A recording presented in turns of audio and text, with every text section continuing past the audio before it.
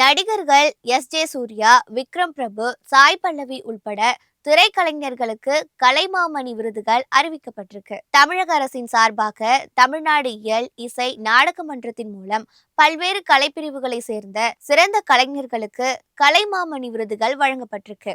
அதன்படி 2021, 2022 மற்றும் 2023 ஆண்டுகளுக்கான கலைமாமணி விருதுகள் வழங்கப்பட்டிருக்கு. கலைமாமணி விருது பெறும் கலைஞர்களுக்கு 3 சவரன் எடையுள்ள தங்கப்பதக்கம் மற்றும் விருது பட்டயம் வழங்கப்பட இருக்கு.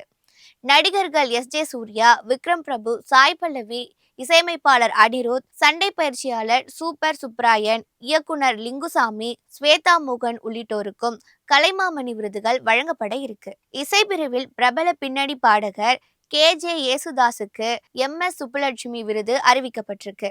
சென்னை கலைவாணர் அரங்கத்தில் நடைபெறும் விழாவில் முதல்வர் ஸ்டாலின் விருதுகளை வழங்கி கௌரவிக்கிறாரு.